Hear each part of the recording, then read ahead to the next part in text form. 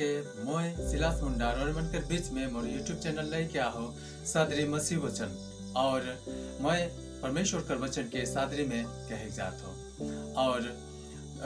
आज का थीम है के धन्यवाद। तो धन्यवाद आज संसार में के कहेला और कहाँ से शुरू हो लग सके मैं आज मैं रोरमन के बीच में कहे जात हो। तो धन्यवाद आज हमने जर्मन देश से हमने देखो भले हुआ धन्यवाद कहे शुरू होला और लिटन भाषा में कहल गेलक टांगरो और आज हमने देखिला इंग्लिश में थैंक यू और हमने सादरी में या हिंदी में धन्यवाद कहेला।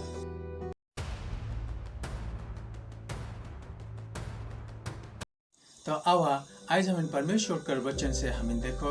दूसरा कोरिन्थी कर पुस्तक 4 अध्याय कर 15 में वहाँ लिखल है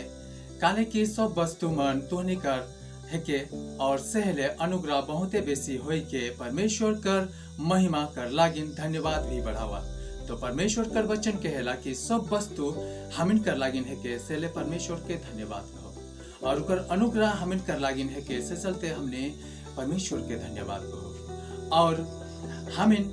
धन्यवाद कह के उकर वस्तु के उकर बनाल चीज के हमिन धन्यवाद कहो और सह लागिन और हमें देखे जा भले और हमें दूसरा पद में दूसरा कोरिन्थी कर पुस्तक 9 अध्याय कर 11 में तो हर बात में सब प्रकार कर उद्धारता कर लागिन जे हमार उद्धार परमेश्वर कर धन्यवाद करवाएला धनी होते जावा। यहाँ परमेश्वर कर वचन को होते कितना सुंदर से कि हर बात में हर प्रकार कर उद्धारता कर लागिन धन्यवाद कहल करा उद्धारता कर लागिन आज हमें उद्धार नहीं पाही बोले हमें धन्यवाद कहो भले परमेश्वर हमें के उद्धार नहीं करी अगर हमें परमेश्वर के धन्यवाद कहती भले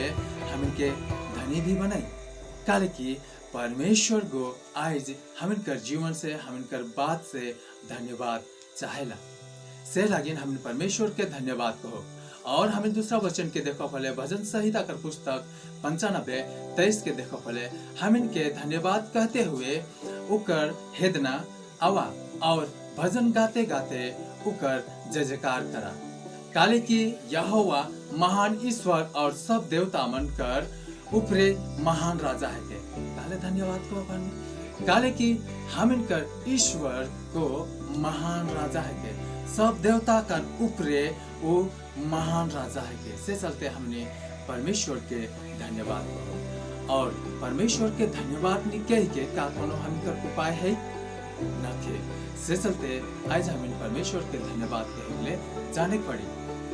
सहले आज हमें इफिसी का पुस्तक में देखो भले हुआ मिली और 1 अध्याय कर 15 और 16 में सह लागिन मैं भी वो विश्वास कर सुसमाचार सुनाई के जे तोहनी सबके प्रभु यीशु से आहा और सबे पवित्र मन कर में प्रकट होई के तोहनी मन धन्यवाद करे लागिन छोड़ता और अपन प्रार्थना के तो के याद करवाएला। तो हमें परमेश्वर के धन्यवाद को भले परमेश्वर को हमें के प्रार्थना करवाए के याद करवाएला और अगर हमें परमेश्वर के धन्यवाद को होती होले हमके विश्वास कर साथ में सुसमाचार भी प्रचार करवाएला। तो आज का सह लगे आज हमें परमेश्वर के धन्यवाद के नहीं भूला और अगर हमें धन्यवाद नहीं कही भले हमें पवित्र भी नहीं रहो अगर हमें पवित्र आही भले परमेश्वर के धन्यवाद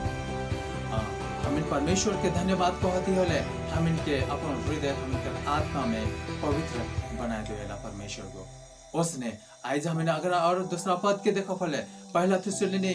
कर पुस्तक 5 अध्याय कर 18 में सब बात में धन्यवाद करा काले की तूनी कर लागिन मसीह यीशु में परमेश्वर कर यह इच्छा है। परमेश्वर कर वचन कहेला कि सब बात में धन्यवाद कहा इकर मतलब का है कि हमने सुतब से घरी धन्यवाद हमें उठब से घरी धन्यवाद हमें खाए बैठब से घरी धन्यवाद हमें के माँ बाप के धन्यवाद कहे चाहिए हमें के संगे साथी के धन्यवाद कहे चाहिए कोई हमें अच्छा काम करला से कर ले धन्यवाद कहे चाहिए और हमें के पास्टर गण अगुआ जन मन के भी धन्यवाद कहे चाहिए हम कर संग साथी मन के भी हमें के धन्यवाद कहे चाहिए हमें घरे छेगरी पठरू मुर्गी चेंगना हमें घरे प्रशस्त होते जाते होले भी परमेश्वर के धन्यवाद कहे चाहिए हम कर अन्न बाली मने घर में अच्छा से उपजला सेकर लागी भी परमेश्वर के धन्यवाद कहे चाहिए। और हम कर अच्छा ज्ञान बुद्धि बढ़ते हम कर काम अच्छा होते भले भी परमेश्वर के धन्यवाद कहे चाहिए। इससे परमेश्वर का वचन कहला कि सब बात में परमेश्वर के धन्यवाद कहा से लगी। आज हमने देखो भले यीशु ख्रीस्त भी धन्यवाद कह रहे। कौन घड़ी कह रहे जेखने 5000 आदमी के रोटी खियाला से घड़ी परमेश्वर के धन्यवाद कहला। मत्ती का पुस्तक 14 अध्याय का 19 पद में देखो भले हुआ मिली। तब वो आदमी मन के घास में बैठे कर लागिन अनुमति देला और 5 रोटी और 2 मछली के लेके और स्वर्ग बटे देख के धन्यवाद करला और 5 रोटी और 2 मछली से 5000 आदमी के खियाला। काले परमेश्वर के धन्यवाद का अलग से ले वो रोटी को 5000 आदमी मन के पुगला और वहाँ 5000 आदमी मने खाए के और 12 टोकरी भी बांचला। काले की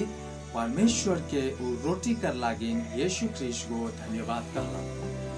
से लागिन हमिन भी परमेश्वर के धन्यवाद को फले हमिन कर लागिन परमेश्वर को आशीर्वाद से भर देवी। हमिन खाए घरे धन्यवाद कहो फले हमिन पकाए घरे धन्यवाद कहो फले हमिन कर राशन में हमिन कर चीज वस्तु में हमिन धन्यवाद कहो फले उकर में परमेश्वर को आशीष देवी और हमिन कर लागिन उठो रोजे दिन कर लागिन हमिन के परमेश्वर को फेर देवी से लागिन आज हमिन के परमेश्वर के धन्यवाद देवे जरूरी। अगर हमें परमेश्वर के धन्यवाद नहीं दो भले आज वो रोटी नहीं पुगता कोई और आज हमें भी धन्यवाद नहीं को भले हमें कर लागिन वो खाए पिए के नहीं पुगी से लागिन आज हम कर जीवन में कमी से लागिन आज हम कर लागिन खाए पिए के कमी होएगा से लागिन आज हमें माँ बाप का इज्जत और आदर कर नहीं सकेला से लागिन आज हमें संग साथी कर इज्जत और आदर कर नहीं सकेला से लागिन आज हमें कर घर में घटी है से लागिन आज हमें कर चीज वस्तु में घटी है से लागिन आज हमें कर अन्न वाली उपजेक में भी घटी है। काले की हमें परमेश्वर के धन्यवाद। अगर हमें परमेश्वर के धन्यवाद कह के देखो हमें कर लागिन परमेश्वर आशीर्वाद देवेला कि नहीं। हमें सच्चे अगर परमेश्वर के धन्यवाद को होती होले हमें कर लागिन परमेश्वर को आशीष कर द्वार के खोल देवी। तो जोड़े मन के मैं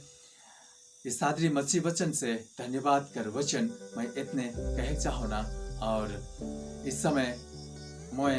ये YouTube चैनल के रोरे मने सब्सक्राइब करवा और बेल आइकॉन के दबा देवा।